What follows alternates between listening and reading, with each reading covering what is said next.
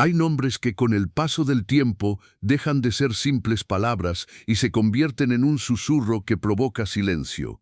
Uno de ellos recorría aldeas de la Galia y pasillos del Senado romano con la misma fuerza. Bastaba pronunciarlo para que los niños dejaran de hablar y los políticos bajaran la voz. Atila. Con los siglos fue recordado como el azote de Dios, una tormenta surgida de las estepas cuya caballería se extendía sobre el horizonte como una sombra interminable. Dos imperios sintieron el peso de esa amenaza. Su voluntad se convirtió en ley para innumerables tribus y su mirada bastaba para decidir el destino de ciudades enteras. Sin embargo, la historia de ese poder absoluto tiene un reverso inquietante. El guerrero más temido de su época no encontró su final entre gritos de batalla, ni cayó atravesado por el acero enemigo. Tampoco ardió en una pira funeraria como habría sido digno para un conquistador. Su muerte ocurrió lejos del estruendo de la guerra, en la calma sofocante de una cámara nupcial después de un banquete ofrecido para celebrar a su nueva y muy joven esposa. La noche había estado llena de vino, música y risas. Nadie imaginaba que ese sería su último festejo. Cuando amaneció y el silencio comenzó a resultar extraño, los guerreros que custodiaban el lugar se inquietaron. Golpearon la puerta y al no recibir respuesta la derribaron. Esperaban encontrar rastros de violencia, quizá un asesino o una conspiración. Pero lo que apareció ante ellos fue algo mucho más desconcertante. El hombre que había hecho temblar medio mundo yacía inmóvil sobre el lecho. No había heridas ni señales de lucha. Durante el sueño una hemorragia nasal había comenzado y la sangre lentamente lo había ahogado. No fue un ejército el que lo venció, fue su propio cuerpo. En ese contraste brutal, entre omnipotencia y fragilidad, comienza la verdadera tragedia de Atila. No es simplemente la historia de un invasor salido de las estepas para arrasar la civilización. Es el relato de un hombre que encarnó una voluntad casi absoluta y cuyo legado, sin embargo, resultó tan vulnerable como él mismo. Durante siglos los historiadores han discutido si fue un destructor sin propósito o una fuerza que al derribar el viejo orden abrió paso a un mundo distinto. ¿Qué sucede cuando la voluntad de una sola persona se convierte en el destino de millones? ¿Qué queda cuando esa voluntad desaparece? Para comprender la historia de Atila, primero hay que mirar el mundo que lo hizo posible. El siglo V no era un escenario donde una civilización fuerte defendía sus fronteras frente a bárbaros salvajes. La realidad era más compleja y más trágica. El Imperio Romano, que durante siglos había sostenido el equilibrio de un continente entero, estaba dividido en dos mitades y profundamente debilitado. Sus fronteras ya no eran murallas seguras. En Roma el Senado estaba atrapado en intrigas interminables, mientras que las legiones, que alguna vez estuvieron formadas por ciudadanos romanos, dependían cada vez más de guerreros procedentes de los mismos pueblos que debían contener. La estructura de la civilización comenzaba a desgastarse. En ese vacío surgió el fenómeno que más tarde sería conocido como la Gran Migración de los pueblos. No se trató de simples ataques aislados, fue un desplazamiento inmenso, como un movimiento de placas bajo la tierra. Pueblos enteros, godos, vándalos, alanos, abandonaban sus hogares empujados por la necesidad de encontrar nuevas tierras y un futuro diferente. Las leyes antiguas ya no servían y las nuevas aún no existían. En medio de ese torbellino aparecieron los hunos, una fuerza distinta. No buscaban establecer ciudades ni cultivar territorios.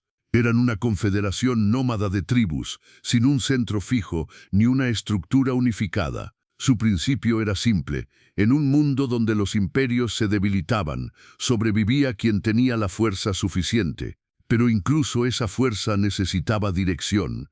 Para transformar el caos en una potencia capaz de cambiar el mapa del mundo, hacía falta algo más que guerreros. Hacía falta un centro. Las tribus necesitaban no solo un jefe, sino una figura que actuara como eje de todo el movimiento.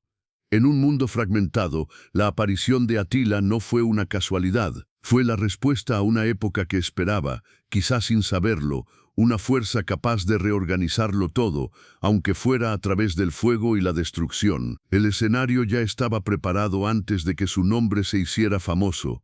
y el destino le ofreció una ventaja inesperada. Para destruir un sistema primero hay que comprenderlo. Muchos historiadores coinciden en que durante su juventud, Atila pasó un tiempo en la corte romana de Rávena como rehén honorífico. La palabra rehén puede sonar a prisión, pero en aquel tiempo era una forma de acuerdo político, una garantía de fidelidad entre potencias rivales. Para el joven proveniente de las estepas, aquello se convirtió en la escuela más importante de su vida. Allí observó de cerca el corazón de Roma. No solo vio las legiones disciplinadas, las calzadas que unían provincias lejanas o los edificios de mármol que simbolizaban la grandeza imperial. También descubrió algo que pocos extranjeros llegaban a entender: el funcionamiento real del poder. Aprendió latín no para leer poesía, sino para comprender órdenes y leyes. Escuchaba a los senadores discutir y percibía cómo la ambición personal podía imponerse al interés del Estado. Oía los discursos imperiales y comprendía que detrás de la grandilocuencia muchas veces se escondían dudas y temores. Fue allí, entre las paredes de la corte romana, donde comenzaron a enfrentarse dos visiones del mundo. Allí nacía el choque entre la seguridad de Roma y la mirada de un joven que empezaba a entender las grietas ocultas bajo su grandeza. La idea que Roma proclamaba ante el mundo era inmensa: orden, ley y civilización, un sistema donde todo territorio debía obedecer a un único centro de poder. Esa era la verdad que el imperio mostraba. Pero existía otra realidad que Atila observaba cada día con creciente claridad, la de una potencia que comenzaba a pudrirse por dentro. Bajo el brillo de sus templos y palacios, aquella gran idea se ahogaba lentamente entre hipocresía, corrupción y conspiraciones interminables en los pasillos del poder. El sistema que una vez había sido capaz de gobernar el mundo se había vuelto tan complicado que apenas podía gobernarse a sí mismo. Roma seguía siendo impresionante, pero también profundamente vulnerable. Fue precisamente en Rávena, en el corazón de esa civilización, donde comenzó a formarse el pensamiento del hombre que más tarde desafiaría al imperio. Allí comprendió algo esencial: la fuerza de Roma estaba en su estructura, pero su debilidad estaba en la complejidad de esa misma estructura. Y frente a ella no pensaba ofrecer un sistema mejor ni leyes más justas. Ofrecería algo mucho más simple y brutal: una voluntad firme, directa, imposible de doblar. Donde los romanos tejían pactos diplomáticos, él impondría exigencias. Donde ellos reunían lentamente a sus legiones, él desataría una avalancha de caballería. Cuando abandonó Rávena, no llevaba consigo odio, sino conocimiento, el arma más peligrosa que podía obtener. Pero ese conocimiento solo podía usarse si tenía poder absoluto, y había un obstáculo entre él y ese poder: su propio hermano. Cuando regresó a las estepas, Atila no traía riquezas romanas ni trofeos imperiales. Traía una idea clara y despiadada. Pero ninguna idea tiene fuerza si quien la sostiene no domina por completo. Entre los hunos existía un problema fundamental: el poder estaba dividido. Había dos líderes, dos miradas diferentes sobre el destino del pueblo. Su hermano Bleda compartía el mando. Era un guerrero fuerte y un político inteligente. Pero su forma de ver el mundo era más simple. Observaba a Roma debilitada y veía una oportunidad distinta: comercio, tributos, alianzas provechosas. Bleda estaba dispuesto a aprovechar las reglas del viejo mundo para obtener beneficios constantes. Su pensamiento era pragmático: si el imperio puede pagar para evitar la guerra, ¿por qué destruirlo? Él buscaba negociar con el mundo, mientras que Atila aspiraba a dominarlo. Allí chocaron dos visiones, dos caminos posibles para todo un pueblo. El camino de Bleda significaba integración y riqueza: transformar a los hunos en otro reino poderoso situado en las fronteras del imperio. El camino de Atila era mucho más radical: una reorganización total del mundo donde las fronteras desaparecerían y todo territorio sería parte de su dominio nómada. Para Bleda, el poder era una herramienta; para Atila, era destino. Ese conflicto no podía resolverse mediante acuerdos. No podía terminar en compromiso, porque sus visiones eran incompatibles. Se puede dividir el botín de una guerra, pero no el futuro de un pueblo. Si la Confederación Unia quería convertirse en una fuerza invencible, debía avanzar en una sola dirección, bajo una única voluntad. Cualquier duda, cualquier segundo líder, sería una grieta peligrosa. El final era inevitable. En el año 445 Bleda murió. Las fuentes antiguas son vagas y hablan de un extraño incidente durante una cacería, pero la historia rara vez se detiene en esos detalles. Lo que importa es el resultado, y el resultado fue claro: la potencia unia, que hasta entonces era solo una amenaza peligrosa, se transformó en una fuerza desatada. El golpe que amenazaba a Europa quedó guiado por una sola mente. Aquello no fue simplemente un asesinato por ambición, fue un acto brutal de unificación. Para consolidar a su pueblo, Atila sacrificó incluso su propia sangre. Al cruzar ese límite dejó atrás cualquier posibilidad de retroceder. Desde ese momento los hunos tuvieron una sola voluntad, un solo destino y un solo líder. Convertido en gobernante absoluto, Atila no intentó construir un imperio al estilo romano. No fundó ciudades, no creó un senado, no acuñó monedas con su rostro. Esa era la lógica de las civilizaciones sedentarias, que medían su grandeza en piedra y oro. Atila ofreció algo distinto. Su imperio no tenía fronteras dibujadas en mapas, porque su límite era el horizonte hasta donde podía cabalgar un jinete uno. Su capital no era una ciudad fortificada, sino su propia tienda. Su pueblo era el ejército. En lugar de un estado estable, creó una fuerza en movimiento, una extensión de su propia voluntad que solo existía mientras avanzaba. Y el arma principal de esa voluntad no era únicamente la espada ni el arco, era el miedo. Atila comprendió algo que los estrategas romanos, atrapados en intrigas políticas, no supieron ver. El miedo viaja más rápido que cualquier ejército y puede derribar fortalezas desde dentro antes de que empiece el asedio. Las historias sobre su crueldad, repetidas desde el Danubio hasta la Galia, no eran explosiones de rabia. Formaban parte de una estrategia calculada. Cada ciudad incendiada, cada noticia sobre una guarnición destruida aumentaba su reputación. No solo vencía a sus enemigos, destruía su voluntad de resistir.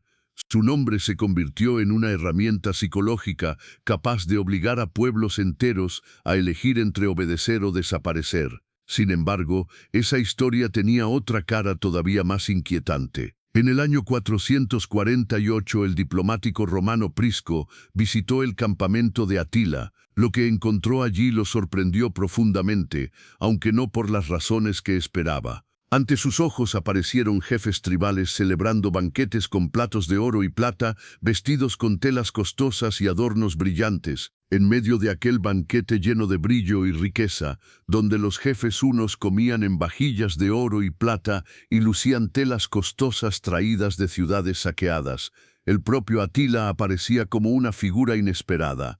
Sentado en el centro de la sala, vestía ropa sencilla, limpia pero sin adornos, y sostenía en la mano una copa de madera. Delante de él no había platos lujosos, sino una simple bandeja también de madera con trozos de carne. Aquello no era modestia ni un gesto casual, era una escena cuidadosamente calculada. Mientras sus generales se rodeaban de lujo, Atila mostraba tanto a los suyos como a los visitantes romanos que él estaba por encima de todo aquello. No luchaba por oro que despreciaba, ni por tierras donde jamás pensaba establecerse. Su figura transmitía la imagen de una fuerza pura, ajena a deseos humanos comunes, y precisamente eso lo volvía incomprensible para Roma. Un bárbaro que ansía riquezas puede ser comprado, puede recibir tributos, provincias, incluso un matrimonio con una noble romana. Pero ¿qué ofrecer a un hombre que bebe de una copa de madera mientras sus guerreros poseen tesoros saqueados de ciudades enteras? Con un enemigo así no era posible negociar, solo quedaba destruirlo o ser destruido. Y pronto comenzó a demostrarlo. A comienzos de la década de los 40 del siglo V, la maquinaria militar unia, disciplinada bajo la voluntad única de su gobernante, se lanzó contra las provincias balcánicas del Imperio Romano de Oriente. Aquella ofensiva no se parecía a los antiguos ataques de saqueadores. No era un asalto desordenado en busca de botín, era una campaña fría, metódica, casi experimental. Una demostración del nuevo poder. Las ciudades comenzaron a caer una tras otra. Singidunum, Viminacium, Margus, Naissus, incluso la ciudad donde había nacido el emperador Constantino el Grande fue arrasada. Atila no se limitaba a conquistar territorios, borraba la presencia romana, reduciendo provincias enteras a cenizas. Los ejércitos orientales, que durante siglos habían dominado el mundo mediterráneo, sufrían derrotas consecutivas. Mientras tanto, el emperador Teodosio II permanecía protegido tras las enormes murallas de Constantinopla, observando impotente cómo sus tierras ardían. Fue entonces cuando apareció una paradoja en la estrategia de Atila. No intentó tomar la capital imperial, tal vez comprendía que aquellas murallas eran casi imposibles de asaltar, o tal vez su objetivo era otro. No quería las piedras de la ciudad, quería quebrar la voluntad del emperador. Finalmente obligó a Teodosio a firmar un tratado humillante. Roma debía pagar inmediatamente 6.000 libras de oro y luego entregar 2.100 cada año como tributo. No capturó Constantinopla, capturó su prestigio. Demostró que incluso las murallas más fuertes son inútiles cuando quienes las defienden están dominados por el miedo. Pero aquella situación produjo también otra consecuencia inesperada. Al enfrentarse a una fuerza que no podían derrotar ni comprender, los romanos comenzaron a crear el arma más poderosa de su enemigo, su leyenda. Surgió entonces un nombre que lo definiría durante siglos, Flagellum Dei, el azote de Dios. Era una explicación tan conveniente como trágica. Permitía culpar a la voluntad divina en lugar de reconocer la incompetencia de generales, funcionarios corruptos y emperadores débiles. ¿Cómo oponerse a un instrumento del castigo celestial? Así Atila dejó de ser un simple hombre. En la imaginación de Europa se transformó en una figura casi apocalíptica, un desastre enviado desde el cielo para castigar los pecados de la humanidad. Los romanos, intentando explicar su poder, terminaron creando un mito que se volvió aún más temible que su ejército. Ese mito corría por delante de su caballería, sembrando pánico y paralizando cualquier intento de resistencia. Sin quererlo, Roma le había entregado la capacidad de juzgar al mundo. Después de someter al Imperio Oriental, su atención se dirigió hacia el oeste. Pero para iniciar ese nuevo capítulo necesitaba algo más que una invasión. Necesitaba un motivo que pudiera presentarse como un derecho legítimo. Atila, que conocía las leyes romanas desde su juventud, entendía perfectamente ese principio. Esperó. Y la oportunidad apareció desde el mismo corazón del imperio. La persona que desencadenaría los acontecimientos se llamaba Justa Grata Honoria. Era hija de Gala Placidia y hermana del emperador de Occidente Valentiniano III. Su título de Augusta la colocaba formalmente al mismo nivel que su hermano, aunque en la práctica vivía prisionera dentro de un palacio.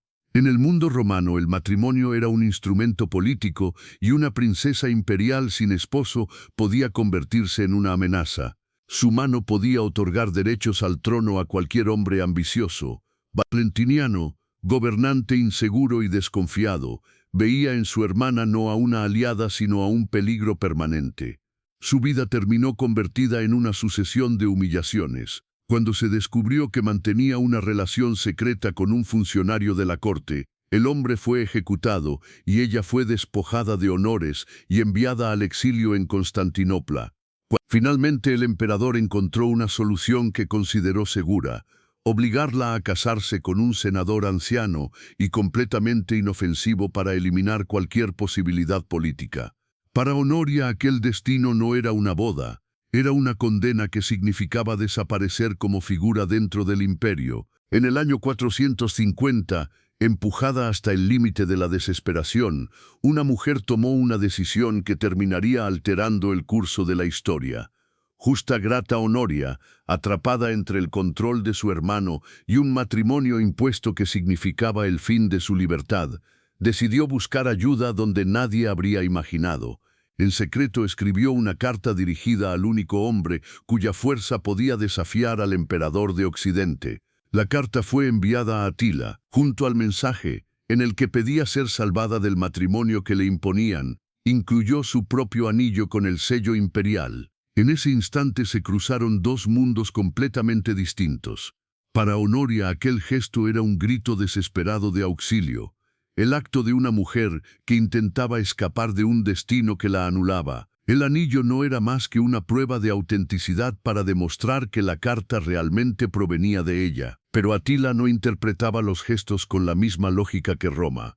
En la tradición de los pueblos de las estepas, enviar un anillo a un líder tenía un significado muy concreto. Era una propuesta de matrimonio, lo que para Honoria era una súplica privada, para él se transformó en un documento político. Atila no vio romance ni desesperación, vio legitimidad y derecho. Si una augusta hermana de un emperador le ofrecía su mano, entonces aquello equivalía a una alianza oficial. Su respuesta fue inmediata, fría y perfectamente coherente con esa interpretación. Aceptó la propuesta y enseguida envió emisarios a Rávena para exigir que le entregaran a su prometida junto con su dote. Y tratándose de la hermana del emperador, la dote que reclamaba era simple, la mitad del Imperio Romano de Occidente. La corte romana reaccionó con incredulidad y horror. Consideraron la exigencia absurda, insolente, imposible. Pero Atila insistió. Tenía en su poder el anillo de Honoria, la prueba que convertía aquella petición en un argumento político. Así, el drama personal de una mujer, su intento desesperado de escapar de una vida impuesta, se convirtió en manos del gobernante Uno en un casus belli, una justificación para una guerra que amenazaba con cubrir de sangre toda la Galia. Un gesto pequeño, nacido del dolor y la humillación, activó un proceso que pronto se volvió imparable. En la primavera del año 451, el hielo del Rin comenzó a romperse, pero no fue solo el río el que se movió. Una fuerza mucho más devastadora empezó a avanzar hacia el oeste. No era simplemente una campaña militar, era un fenómeno gigantesco, un desplazamiento humano comparable a un movimiento de la tierra. Cientos de miles de personas cruzaron el río y penetraron en la Galia. A menudo imaginamos a los ejércitos antiguos como filas ordenadas de soldados o columnas disciplinadas. La fuerza de Atila era algo diferente. Era una civilización entera en marcha. La palabra horda, en su sentido original, significaba campamento, corte móvil, una capital que se trasladaba con el pueblo. Al frente cabalgaba la caballería unia, veloz y devastadora. Tras ella marchaban tribus aliadas germánicas, ostrogodos, gépidos, rugios. Detrás avanzaban interminables caravanas de carros. Miles de ruedas crujían mientras transportaban a las familias del ejército, mujeres, ancianos y niños. Llevaban consigo herramientas, ganado, forjas portátiles, todo lo necesario para vivir. Aquello no era un ejército que salía a saquear y volver. Era un pueblo que avanzaba para reclamar territorio. Europa no había visto un movimiento semejante desde las campañas de Jerjes siglos atrás. La ola avanzaba por la Galia, arrasándolo todo. Metz, Trèveris, Colonia, Reims, Amiens. Las ciudades se convertían en ruinas humeantes. Para Atila cada una de ellas representaba una etapa en el reclamo de la dote que consideraba suya. Su objetivo no era sembrar caos sin sentido. El punto clave era Aurelianum, la actual Orleans, una posición estratégica que abría el camino hacia el sur y hacia el reino visigodo. Cuando las noticias de aquella marea humana llegaron a Rávena, el efecto fue devastador. No era simple miedo, era la sensación de observar cómo una muralla de agua se acerca sin posibilidad de detenerla. El Imperio Romano de Occidente estaba debilitado. Sus legiones ya no eran lo que habían sido siglos atrás, solo no podía detener aquella fuerza. Y entonces ocurrió algo que durante décadas había parecido imposible. Roma, que había combatido a los visigodos durante generaciones y que incluso había sufrido el saqueo de su propia capital, en el año 410, tuvo que pedir ayuda a sus antiguos enemigos. Los emisarios imperiales viajaron hasta Tolosa, la capital del reino visigodo, para implorar al rey Teodorico que uniera sus tropas con las romanas. Aquella solicitud enfrentó dos realidades.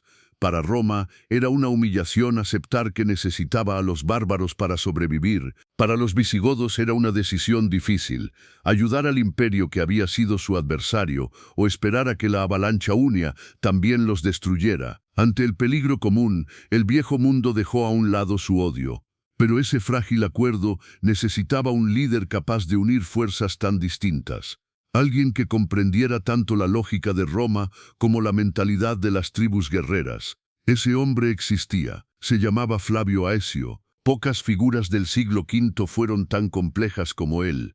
La historia lo recordaría como el último de los romanos, aunque ese título reflejaba más la tragedia de su época que un simple elogio. Aesio no era un idealista ni un conquistador al estilo de los grandes generales del pasado. Era un superviviente de una era brutal, un maestro de la política práctica. Había aprendido que en aquel tiempo las alianzas, las traiciones e incluso los asesinatos eran herramientas necesarias para conservar lo poco que quedaba del imperio. Su objetivo no era la gloria personal, sino evitar el colapso total de Roma. Y precisamente por eso estaba destinado a convertirse en el principal adversario del hombre que ahora avanzaba desde las estepas. La vida de Flavio Aesio parecía reflejar, como en un espejo invertido, la del propio Atila. Si el futuro señor de los hunos había pasado parte de su juventud en territorio romano, observando desde dentro las grietas del imperio, Aesio había vivido la experiencia contraria. Durante sus años más jóvenes fue enviado como rehén entre los hunos. No conocía a ese pueblo por informes militares ni por relatos aterrados de refugiados, los conocía porque había vivido entre ellos, compartió su comida, durmió bajo sus tiendas y cabalgó por las llanuras abiertas de la estepa. Allí aprendió su forma de pensar, su desprecio por la comodidad de las ciudades y su profundo respeto por el jefe, cuya voluntad se convertía en ley. Había visto de cerca su fuerza, su rapidez casi imposible y la cohesión que los mantenía unidos. Pero también había descubierto su punto débil. Toda aquella potencia dependía de una sola figura. El poder uno no era un estado organizado, sino un ejército sostenido por la autoridad de un líder único. Esa comprensión ofrecía la única posibilidad para Roma. Aesio sabía que enfrentarse directamente a Atila sería inútil.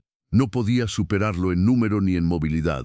La única opción consistía en frenar su avance, obligarlo a luchar en un terreno elegido y atacar el centro mismo de su sistema de mando. La confrontación que se aproximaba no sería simplemente un choque entre imperios. Era el capítulo final en la historia de dos hombres que habían crecido conociendo los mundos del otro. Atila y Aesio eran, en cierto modo, reflejos nacidos en lados opuestos de una misma época turbulenta. Sus destinos habían comenzado cerca y ahora los empujaban hacia una enemistad inevitable. Dos comandantes que comprendían a su adversario, quizá mejor que nadie, avanzaban hacia el mismo campo de batalla, mientras todo el continente aguardaba el resultado.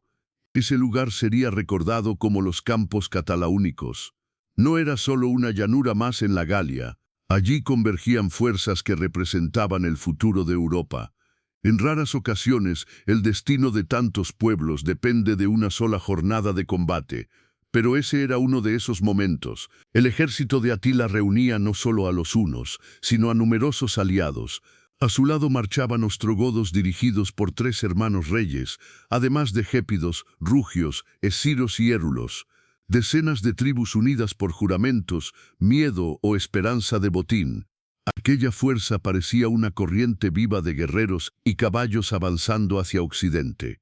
Frente a ellos, bajo el mando de Aesio, se formó una coalición igual de variada nacida de la necesidad. Allí estaban las últimas legiones romanas, los visigodos del rey Teodorico, antiguos enemigos del imperio, junto con francos, alanos y burgundios, viejos rivales obligados a luchar juntos para evitar desaparecer. En la víspera de la batalla ocurrió algo revelador sobre el carácter de Atila. A pesar de su reputación de líder decidido, recurrió a los adivinos de su pueblo. El conquistador que había hecho temblar a emperadores observó las señales extraídas de huesos y sacrificios animales, buscando comprender el destino que lo esperaba. No era una debilidad, sino una tradición del mundo del que provenía, donde los signos espirituales tenían peso real. El mensaje de los augurios fue inquietante. Anunciaban derrota para los hunos, pero también la caída del líder enemigo. Esa predicción colocaba a Atila ante una elección peligrosa: Retirarse significaría romper la imagen de invencibilidad que mantenía unido a su ejército. Combatir implicaba arriesgar todo. Decidió luchar. Tal vez pensó que el jefe mencionado por la profecía no era necesariamente Aecio, sino el rey visigodo Teodórico. Con esa esperanza aceptó el riesgo. Cuando habló ante sus guerreros no mostró duda alguna. Les habló de gloria, de victoria y del honor de lanzar la primera flecha contra el enemigo. Transformó el presagio en un desafío y declaró que incluso la muerte valdría la pena si veía caer al comandante rival. Las dos fuerzas quedaron frente a frente. El aire estaba lleno de tensión, de plegarias y juramentos pronunciados en muchos idiomas. Aquella mañana sería el inicio de una de las batallas más sangrientas del siglo V. Cuando el sol comenzó a iluminar los campos catalaúnicos, el silencio se rompió. Atila actuó primero. Fiel a su instinto ofensivo, dirigió su ataque contra el punto más débil de la formación enemiga, el centro de la coalición, donde Aecio había colocado a los alanos, considerados la parte menos fiable de su ejército. El plan era tan simple como devastador. Romper el centro enemigo, provocar el pánico y luego aplastar cada flanco por separado. Al inicio todo parecía desarrollarse exactamente como Atila había previsto. Los alanos comenzaron a vacilar, sus filas se desordenaron y la caballería unia se lanzó hacia la brecha abierta. El choque de hierro, gritos y caballos avanzando convertía el centro del campo en un torbellino de caos. Sin embargo, en el ala derecha de la coalición resistían los visigodos bajo el mando de su anciano pero poderoso rey Teodorico. Cuando observó el colapso de los alanos, comprendió que si no actuaba en ese momento toda la línea se derrumbaría. Sin dudarlo condujo a sus guerreros a una contraofensiva desesperada. Fue en medio de aquel polvo, golpes y confusión donde la profecía comenzó a cumplirse. Nadie supo después qué ocurrió exactamente. Una flecha perdida o la punta de una lanza bastaron para derribar al rey de su caballo. Su cuerpo cayó al suelo y en cuestión de segundos fue aplastado bajo las patas de cientos de caballos que avanzaban sin detenerse. El líder enemigo había muerto, pero no era Aecio.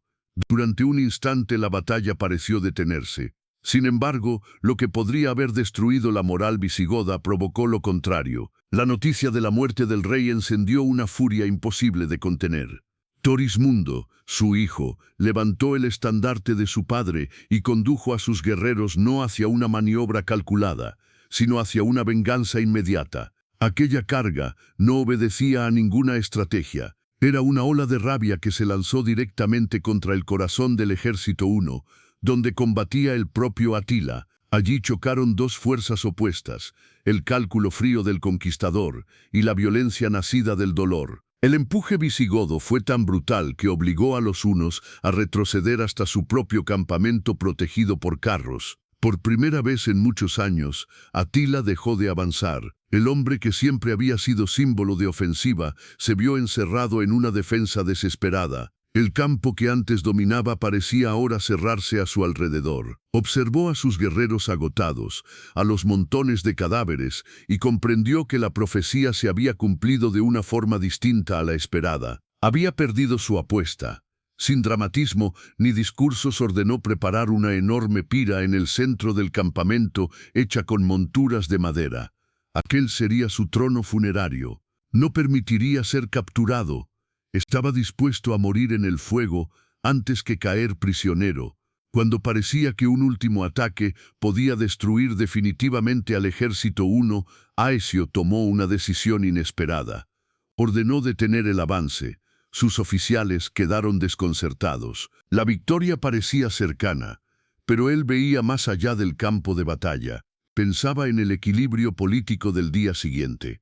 Si Atila era destruido por completo, la amenaza que había obligado a romanos y visigodos a unirse desaparecería, y entonces aquellos aliados momentáneos podrían convertirse en una nueva amenaza para Roma.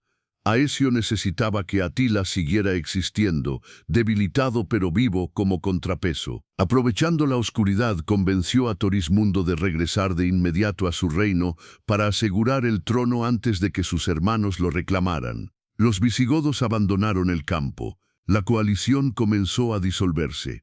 Atila, que esperaba el ataque final dentro de su campamento, descubrió que simplemente le permitían retirarse.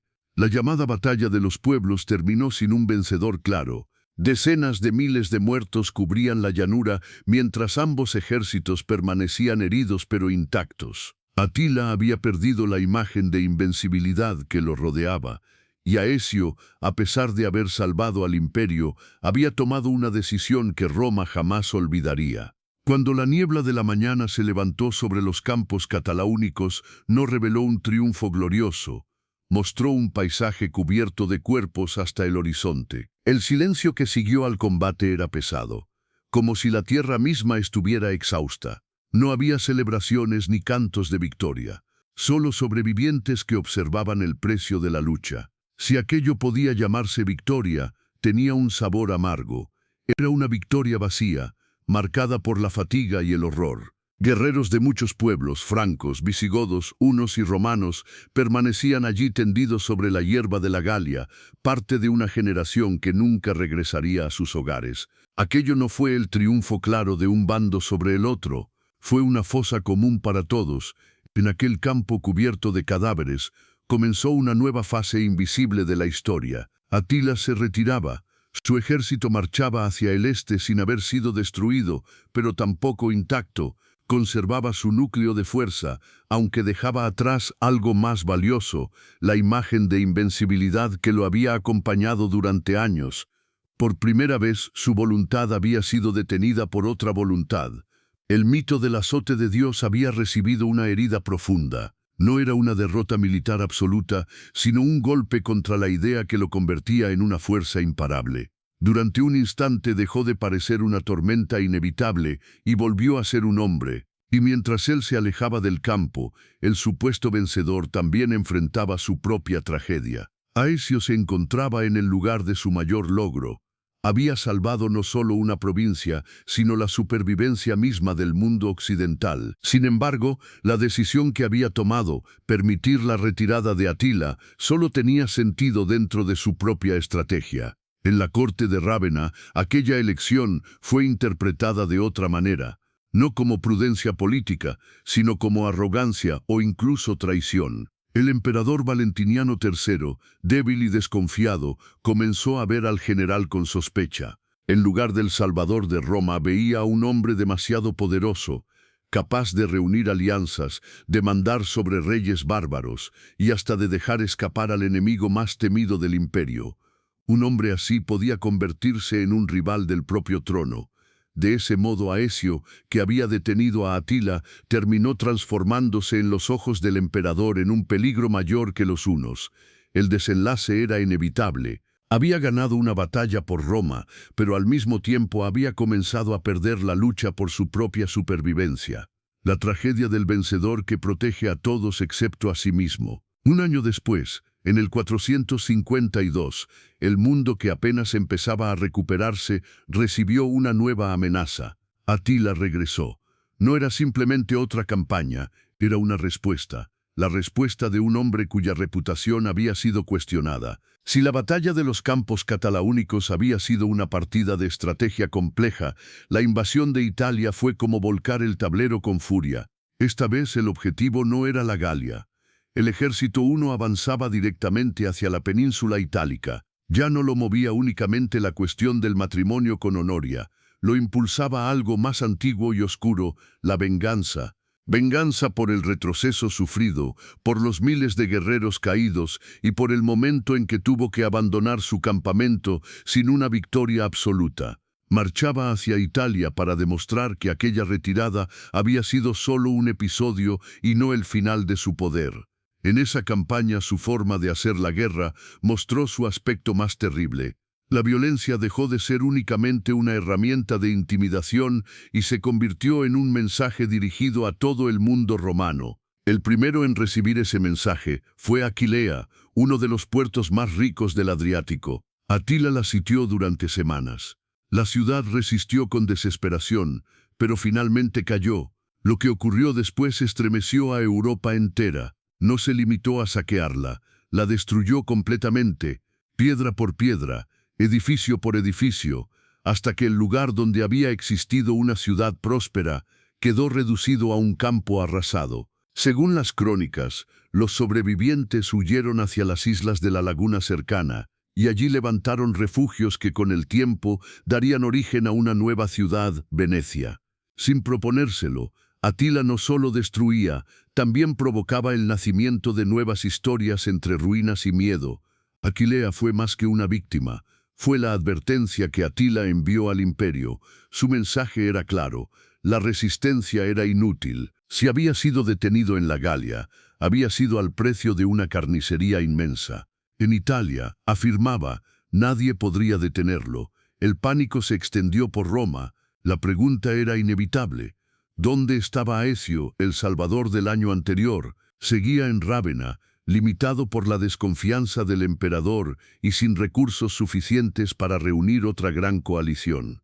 El mundo que había salvado ahora enfrentaba nuevamente la amenaza sin su protector. Mientras tanto, el ejército huno avanzaba sin encontrar una resistencia significativa. Las ciudades caían una tras otra. Pavía, Milán, el camino hacia Roma quedaba abierto. El antiguo centro del poder imperial, que durante siglos había dominado el mundo, esperaba ahora su destino como una víctima ante el altar de la historia. Todo parecía indicar que el final estaba cerca. Dentro de la ciudad eterna no reinaba solo el miedo, sino algo aún más peligroso, el vacío de autoridad. El emperador Valentiniano, heredero de los Césares, deambulaba en su palacio pensando incluso en abandonar la ciudad que sus antepasados habían conquistado y gobernado durante generaciones. El Senado, que siglos antes había gobernado el mundo, se había convertido ahora en una asamblea de nobles paralizados por el miedo. Roma ya no parecía una fortaleza, sino una trampa. La fuerza militar se había agotado. Las legiones que alguna vez dominaron continentes existían solo en la memoria, y el único general capaz de salvar al imperio estaba políticamente aislado. Cuando todas las armas fallaron, Roma recurrió a una fuerza distinta, una que quizá Atila nunca había comprendido del todo. No salió a su encuentro un ejército, avanzó una procesión. Al frente caminaba un hombre cuyo único instrumento era la palabra, y cuya protección era la fe. Era el obispo de Roma, conocido en la historia como el Papa León I. A su lado marchaban dos representantes de la debilitada autoridad imperial, el antiguo cónsul Abieno y el ex prefecto Trigesio. Aquella delegación no era una embajada común, era la última expresión de la voluntad de sobrevivir de una civilización que enviaba a sus oradores en lugar de soldados. El encuentro tendría lugar junto al río Mincio en el año 452. Allí debían enfrentarse dos formas de poder. Por un lado, la fuerza visible de la estepa, miles de jinetes capaces de destruir el símbolo más antiguo del mundo romano. Por el otro, la autoridad espiritual, representada por un anciano vestido de blanco que se acercaba sin armas para hablar. La escena debió de ser extraordinaria. Frente a la caballería unia, con el sonido de los caballos, el olor del cuero y el brillo de las lanzas, avanzaba una pequeña procesión silenciosa con cruces y estandartes. Una fuerza basada en el acero se encontraba con otra basada en la fe. Atila estaba a un paso de la victoria absoluta. Tomar Roma no significaba solo saquear una ciudad más. Significaba superar a Alarico, que la había conquistado pero murió poco después. Significaba lograr lo que ni siquiera Aníbal había hecho cuando acampó ante sus murallas. Conquistar Roma era doblegar el corazón mismo de la historia. Toda su vida parecía conducir a ese instante. En el año 452, a orillas del Mincio, se encontraron dos hombres muy distintos, el conquistador cuya voluntad movía a ejércitos enteros, y un anciano cuya única fuerza era la autoridad moral. Nadie sabe con certeza qué se dijeron ese día. No existen registros exactos, solo versiones que intentan explicar lo sucedido. La tradición cristiana describe el encuentro como algo casi milagroso. Según ese relato, León habló a Atila no como un negociador, sino como un pastor que advierte sobre el castigo divino a quien ose destruir la ciudad de los apóstoles. Algunas leyendas añaden incluso que el propio Atila creyó ver detrás del Papa las figuras de los apóstoles Pedro y Pablo sosteniendo espadas, preparados para defender Roma. En esa historia el líder uno se retira ante un signo sobrenatural que no podía comprender pero sí temer. Sin embargo, existe otra interpretación mucho más terrenal. Para muchos cronistas, León fue ante todo un diplomático brillante. No llegó únicamente con palabras, sino también con una enorme suma de oro reunida en toda Italia. Según esta versión, la conversación fue un cálculo práctico. ¿Para qué destruir una ciudad agotada por la guerra si podía obtener sus riquezas sin arriesgar a sus guerreros? Atila podía marcharse con gloria y con un tesoro capaz de sostener futuras campañas. No sería una derrota, sino una decisión estratégica. Ambas versiones no necesariamente se contradicen. Pero también hay una tercera explicación, menos mencionada en los relatos oficiales, la lógica del propio Atila como comandante. Su ejército llevaba meses avanzando por Italia. Las tropas estaban cansadas tras largas campañas. Enfermedades comenzaban a propagarse entre los guerreros. Las rutas de suministro se extendían demasiado. Y desde el este llegaban noticias inquietantes. El emperador Marciano había enviado fuerzas más allá del Danubio, directamente hacia las tierras de los hunos. Continuar la marcha hacia Roma significaba arriesgarlo todo, quedar atrapado entre enfermedades que ya comenzaban a extenderse entre las tropas, la escasez de alimentos y la amenaza de un nuevo ejército enemigo avanzando desde el este. Además existía un recuerdo que pesaba como una advertencia del destino. La sombra de Alarico, el líder godo que había conquistado Roma en el año 410 y murió poco después. Para un hombre cuya vida estaba marcada por señales y presagios, aquello no podía parecer una simple coincidencia. Parecía casi una maldición ligada a la gloria de tomar la ciudad eterna. Así surgía la pregunta inevitable: ¿qué fue realmente lo que ocurrió en el río Mincio? ¿Un milagro divino, una negociación brillante, un cálculo frío de estratega o el temor ante un presagio oscuro? Lo más probable es que la verdad se encontrara en la intersección de todas esas posibilidades. Quizá León habló de la ira de Dios mientras sus acompañantes presentaban riquezas destinadas a comprar la retirada. Y quizá Atila, escuchando aquellas palabras, pensaba al mismo tiempo en el oro ofrecido, en los informes sobre enfermedades entre sus soldados y en la noticia de que el emperador Marciano había enviado tropas hacia las tierras hunas. La decisión se tomó entonces, no fue la decisión de un vencedor ni la de un derrotado. Fue la decisión de un líder que comprendió el peligro de dar el último paso hacia el abismo. La gran fuerza unia, que había avanzado como una corriente imparable, se detuvo y comenzó a girar lentamente. Decenas de miles de jinetes, caravanas cargadas de botín y todo el inmenso movimiento que parecía destinado a inundar Roma inició el camino de regreso. El mundo observó incrédulo cómo la tormenta se alejaba. Para la Europa cristiana, aquello fue interpretado como un milagro. La historia comenzó a adornarse con relatos cada vez más grandiosos. Se decía que los apóstoles Pedro y Pablo habían aparecido tras el Papa León, protegiendo la ciudad con espadas celestiales. Otros hablaban de señales divinas visibles en el cielo. De ese modo León dejó de ser simplemente el obispo de Roma para convertirse en el salvador espiritual de la civilización. Aquella narración resultaba necesaria para un imperio debilitado. Restauraba la idea de que existía una fuerza superior a los ejércitos. El mito del milagro era más útil que cualquier explicación práctica. Pero desde la perspectiva de Atila, la retirada tenía un significado distinto. No se consideraba derrotado. Había obtenido un resultado diferente del que muchos esperaban, pero seguía siendo una victoria estratégica. Abandonaba Italia con enormes riquezas que habían evitado el saqueo de Roma y al mismo tiempo llenaban su tesoro. Se retiraba con su ejército intacto, evitando que una epidemia lo destruyera o que un ataque del este lo sorprendiera debilitado.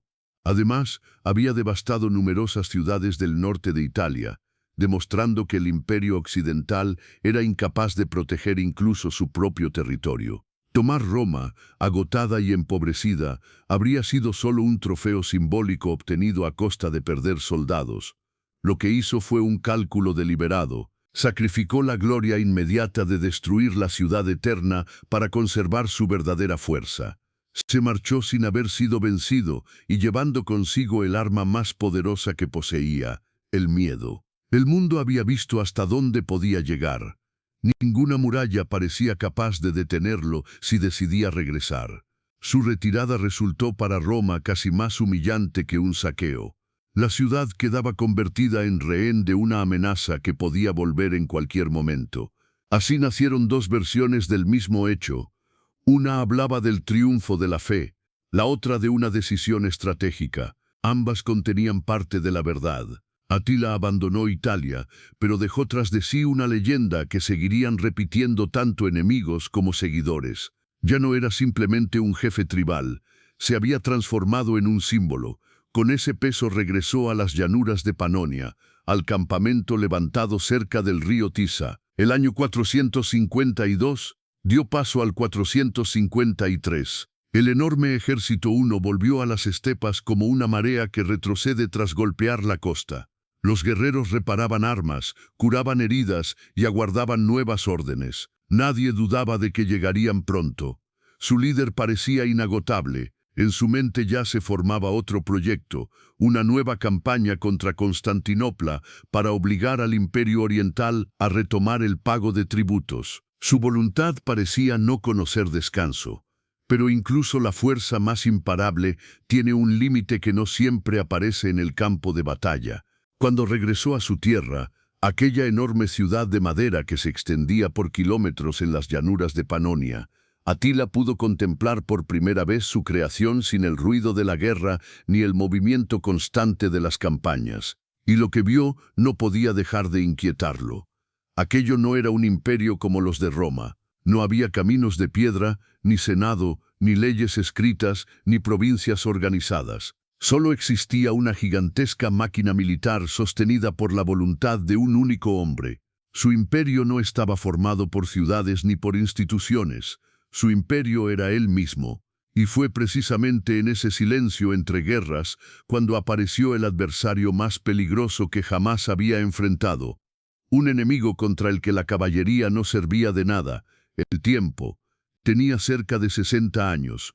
Sus hijos, Eyak, Dengisich, Ernak y muchos otros nacidos de diferentes esposas, ya eran hombres adultos y guerreros experimentados.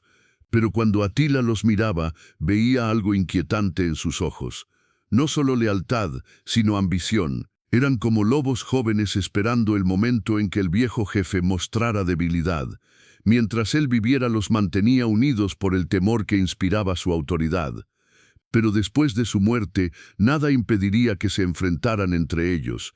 Sabía que su desaparición sería la señal de una lucha brutal por el poder que podría despedazar todo lo que había construido. Su imperio, levantado con la sangre de innumerables guerras, podía desaparecer en cuestión de meses. Entonces el hombre que había resuelto todos los problemas con la espada, intentó resolver este de otra manera. Decidió crear algo que nunca había necesitado antes. Una dinastía. No se trataba solo de tener más descendencia, sino de establecer una línea legítima de sucesión que pudiera sostener su poder cuando él faltara. Para ello necesitaba un nuevo matrimonio, no simplemente otra mujer en su tienda, sino una alianza que representara un nuevo comienzo. La elegida fue una joven llamada Ildico. Los historiadores discuten su origen. Algunos creen que era de sangre germánica, tal vez vinculada a alguna familia noble de los pueblos aliados. Incluso su nombre, que podía traducirse como pequeña guerrera, parecía contener un simbolismo particular. Atila quizá veía en esa unión algo más que una decisión personal. Tal vez imaginaba una unión entre el poder de las estepas y las aristocracias europeas que durante años habían combatido contra él. En apariencia era una decisión política propia de un gobernante que pensaba en el futuro, pero detrás de ese gesto también se escondía algo más humano. El conquistador que había hecho temblar a imperios enteros comenzaba a sentir un temor que ninguna espada podía disipar, el miedo al olvido. Toda la energía que había movido ejércitos y destruido ciudades ahora parecía dirigida a engañar al destino, a dejar tras de sí algo más duradero que el recuerdo de sus conquistas. Mientras el mundo esperaba su próxima campaña, Atila preparaba su boda. La celebración se convirtió en un festín que resonó por toda Panonia. No era una ceremonia refinada como las de Roma. Era una explosión de fuerza primitiva. Grandes hogueras iluminaban la noche y levantaban columnas de chispas hacia el cielo oscuro. Las sombras de miles de guerreros se movían alrededor de las llamas. El aire estaba cargado con el olor de la carne asada, del vino derramado y del sudor de los caballos. La música no seguía melodías delicadas, sino el ritmo violento de tambores y voces que golpeaban como un eco salvaje. Las copas chocaban contra las mesas de madera mientras los guerreros celebraban. En medio de aquella tempestad de ruido y fuego estaba sentado Atila. Esa noche parecía distinto. El hombre que ante los embajadores romanos solía beber en vasos de madera para mostrar desprecio por el lujo, se permitía ahora algo diferente. El vino llenaba su copa una y otra vez. Su rostro, habitualmente duro como una piedra de la estepa, parecía relajado. Incluso sonreía cuando sus jefes levantaban brindis por él y por su joven esposa. Reía con ellos fuerte, casi exageradamente, como si aquel ruido pudiera silenciar algo que resonaba dentro de su propia mente. Cada brindis, cada golpe de tambor, no era solo celebración, era también una forma de ahuyentar el silencio. Había alcanzado todo lo que un conquistador podía desear.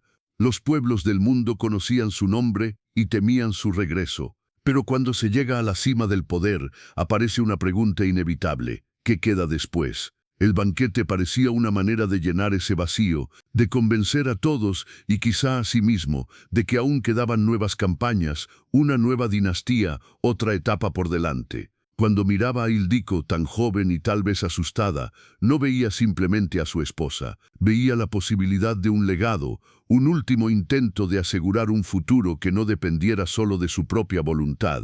Tal vez en ese momento comprendía por primera vez que el imperio que había creado descansaba únicamente sobre su propia figura, y que incluso la voluntad más fuerte no puede vencer al tiempo.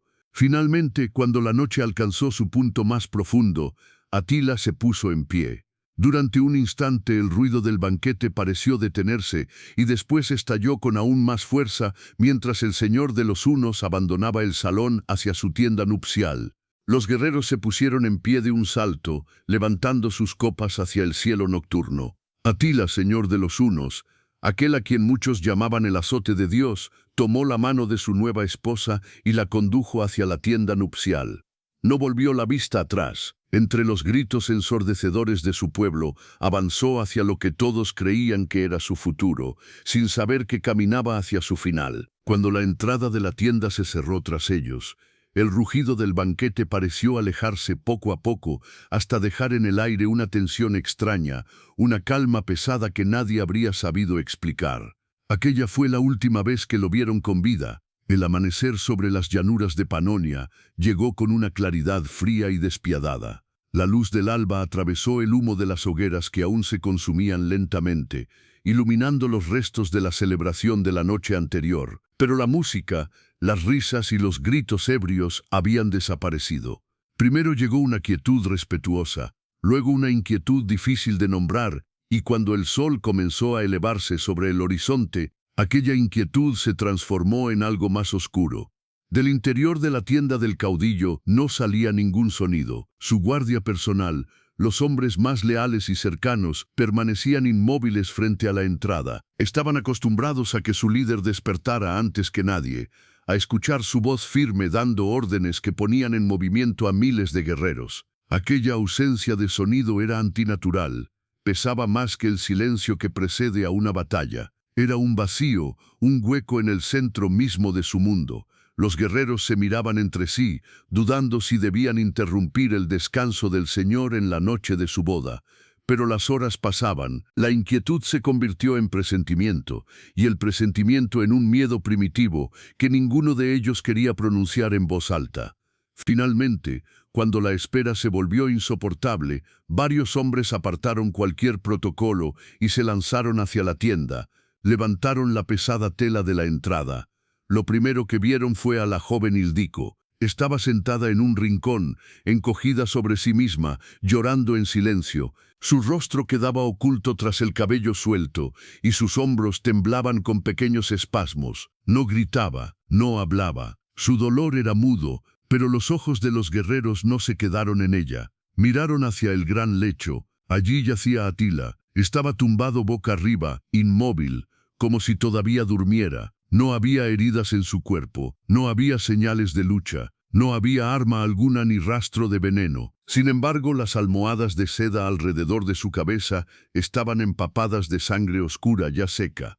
La sangre manchaba su barba, su rostro, su pecho. La causa era tan simple que resultaba insoportable. Durante la noche, agotado por el vino y la tensión de los últimos días, le había comenzado a sangrar la nariz mientras dormía. Un sangrado común que podría ocurrirle a cualquiera. Pero Atila dormía boca arriba. La sangre no cayó hacia afuera, sino hacia su garganta. Nunca despertó, no luchó por respirar, simplemente se ahogó mientras dormía. El guerrero que había sobrevivido a incontables campañas y batallas no murió por la espada de un enemigo, sino por la fragilidad de su propio cuerpo. El hombre que había hecho temblar imperios quedó vencido por algo tan banal como un vaso sanguíneo roto. Durante un largo instante nadie habló. En la tienda solo se escuchaban los sollozos contenidos de la muchacha. Los guerreros miraban a su líder muerto con una expresión que no era solo tristeza, era algo más profundo, el terror de comprender que el centro de su mundo había desaparecido. La noticia se extendió por el campamento no como un susurro, sino como un aullido colectivo que recorrió la estepa.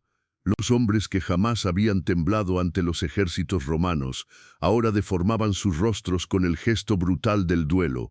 Tomaron sus cuchillos, pero no para atacar a un enemigo. Se abrieron las mejillas dejando que la sangre corriera por sus rostros y se mezclara con las pocas lágrimas que el dolor arrancaba de sus ojos. Era su forma de honrar a un hombre que había vivido entre guerra y sangre. El campamento entero cayó en una actividad frenética.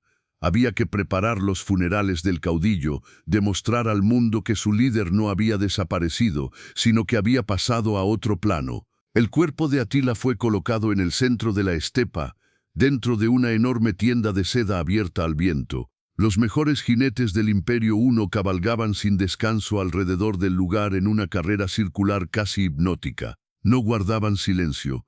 Cantaban una canción funeraria áspera, poderosa, llena de rabia y orgullo.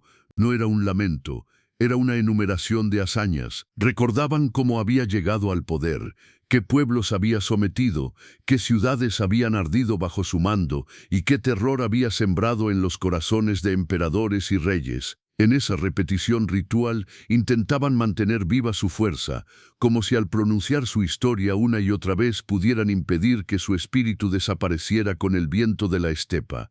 El desenlace era inevitable, pero debía revestirse de grandeza. Cuando terminaron las cabalgatas rituales, comenzó el acto más importante. En mitad de la noche, lejos de miradas ajenas, el cuerpo de Atila fue colocado en 3 ataúdes encajados, uno dentro de otro. El primero, el que tocaba su cuerpo, estaba hecho de oro puro, símbolo de las riquezas que había arrancado a los imperios. El segundo era de plata, símbolo del tributo que los reyes habían pagado para comprar su paz.